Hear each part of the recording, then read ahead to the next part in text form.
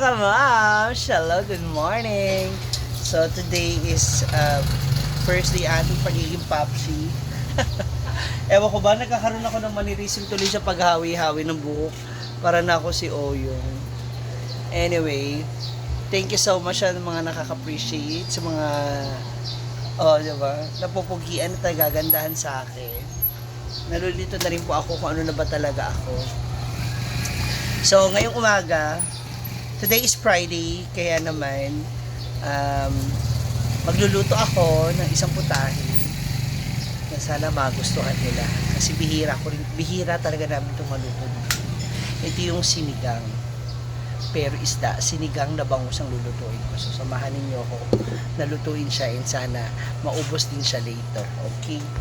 Asa na ate? Okay na ba ako dyan?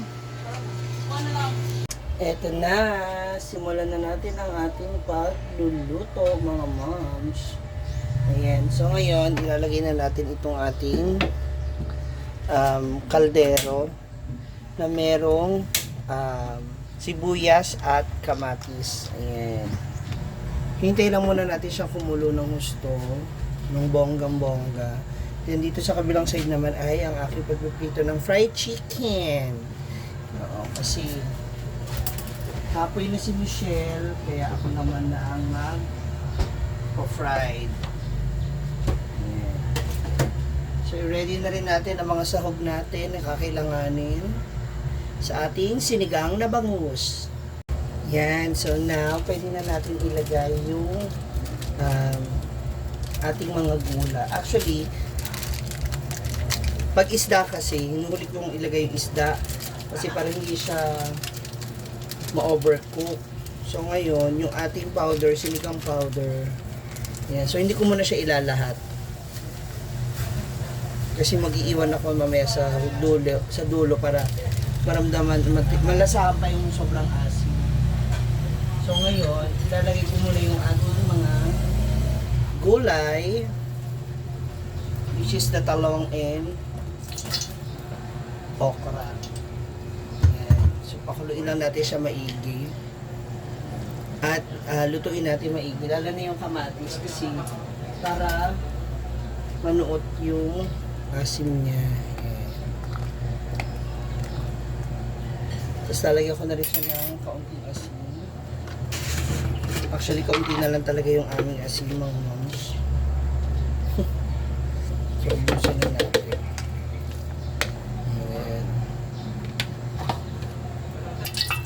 Yan, kumukulo na rin ang ating sabaw at ang ating mantika. So, pinagsasabay ko na yan sila. Ngayon, pwede na natin ilagay ang ating bangus. Baka yung iba nagtataka sa inyo, bakit ang unti ng naku, kung pang ulam to, lahat na ng klase ng gulay, kahit yung mga nasa bahay kubo, lahat, kahit bahay kubo ilalagay ko dyan.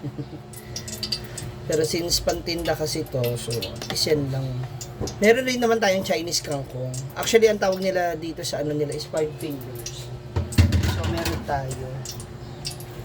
So wag natin masyadong lakasan yung apoy kasi baka maano yung bangus masobrahan. So after that, after 5 minutes, pwede na natin ilagay yung Chinese kangkong and yung pinaka natirang powder natin para sa pampaasim ng ating sinigang. For the meantime, magpiprito muna ako ng ating leeg. So, as you can see, mainit-init na rin yung ating apoy. Ay, namatay pala. Ayan. So, maglalagay na ako ng ating chicken. Ayan. Dapat deep fry para mas masarap ang pagkakaluto. Oh! Ayan, so luto-luto na siya. Pwede na natin ilagay yung ating 5 fingers or Chinese kangkong. Kung tawagin nila dito. Kangkong will do. Okay naman po. Yan, para mas masarap. Siyempre, yan, ganyan na siya kadali mga moms. Pwede kayo maglagay ng labanos, bahala kayo. Tsaka iba pa mga gulay. Since ito ay aming paninda, so, the more na mas malaki ang costing mo, mas mapapamahal ka. Pero kung pangkain sa bahay, okay din siya na dagdagan mga moms. Ng iba pang mga putahe, ng gulay, na gusto ninyo. Ayan. So, haluin natin na haluin and mga 3 minutes more hanggang sa maluto yung isda at yung Chinese kangkong and ready na natin siyang ibenta. So, diba? Kakalagay lang natin, meron na agad tayong buyer. Yan, bangus doon. Kamatis, talong, okra. Okra?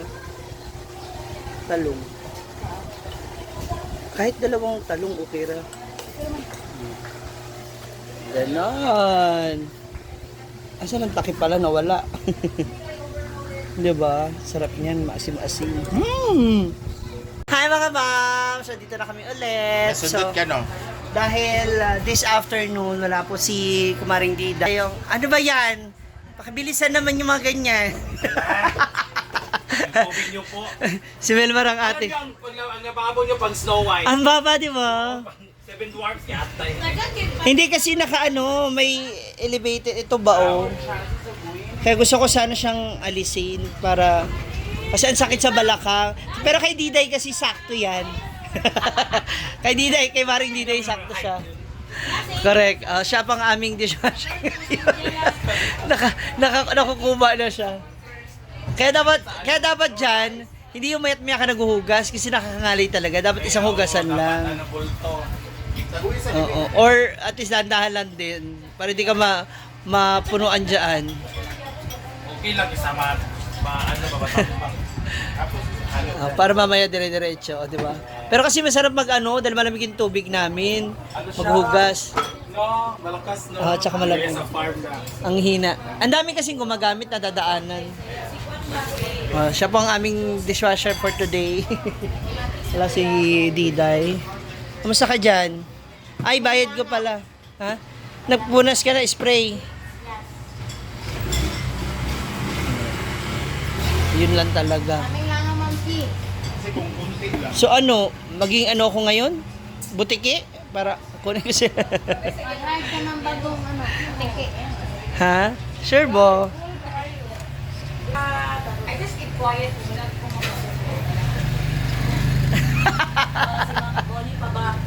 Oo. Hindi ko rin alam eh. Conscious is spelling. This is spelling. Ha? Kaya? alam mo naman, mga ganitong pecha, di peligro tayo. Kailangan talaga magkayo. Uy, marami ka pang huhugasan. Bakit ka nakikipagsisinsan? Stricta.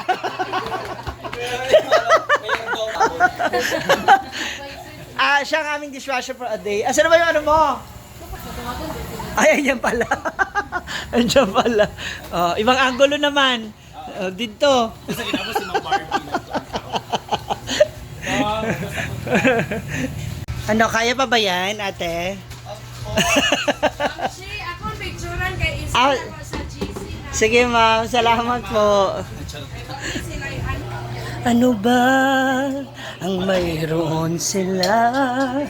Ako'y alipin mo kahit hindi batid. Diba? Alipin ako. Wash, wash, wash 3 times a day. Brush yun. Brush ba yun? But I love naman doing this, guys. Sanay naman tayo. Ako rin talaga. Minsan nga inaagawan ko sila dyan. Kasi mas na yung kamay mo. Wala, mas gusto ko nababasa talaga. Maghugas, maglaba. Laban.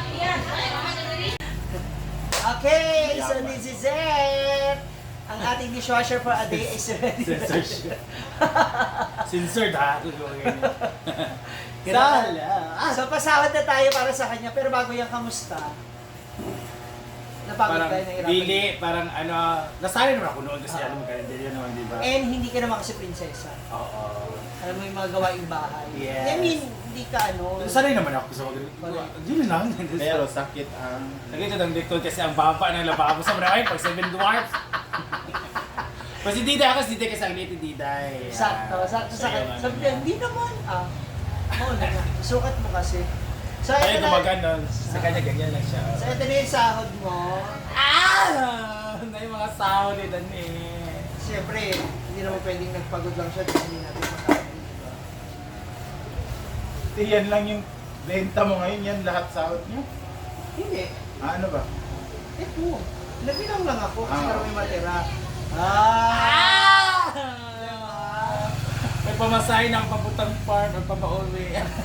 Thank you so much, ma'am. Hindi Diba kasi- dalawa yung sahod niya kasi? Pati sa'yo. Ito na. Ah. 25 kasi 150 lang yung ano ni Duente. Okay Yung lang. benta. Yes. Alright. 25%. So okay lang kasi nakita ko naman ang inugasan kong boss sa kanya is ano lang mga 6 lang. Ito! Ano yung coins? Yung coins! Sorry. Pasok mo Yes. yan. 100 from Gwen! Oh my God, thank you. Oh, Diba? di naman sa may maghapon mo rito, ha? Di dahil parang huwag ka na mag-duty dahil. Parang okay Sure ako na dahil. kasi. Okay na ako dito ganito. Always dito dahil. Everyday dahil. Tapos ka mabibitira pang ulam, pwede ka mag-uwi. Ayun. Oh, huwag na ikimilo pang... Hindi ganoon. Kung Oo, pag may mga natitira. after ng senior high. Yes. Ano umaro? Wow, thank you so much, Ma'am Gigi. Thank you, Dan. So, Sana this is si nag-enjoy Doan. ka. Super. This is Doan, nakikita ko po yung mga common friends ko dito, na naging mga teachers na, Yes. ano. O, diba? Nag-vlog Ang ka na, dami mga kumita ka student. pa. Yes, Doan, nga income kasi may kita pa. May sahod na. Correct. Kaya naman kung napapanood nyo pa rin itong video na to, don't skip the ads, comment Yes. down below, share it, and syempre, let's spread the good vibes. Yes. Love. God Sabi nga ni bless. Gwen, No. ano? Sana nakabot ang video na to, please comment down below! At kay Bakan, just love, no hate, just love, love, love. Love, love, love. Love, love, love, love, love. Thank again, Ma'am Chi, God bless the eatery and their business. Maraming salamat.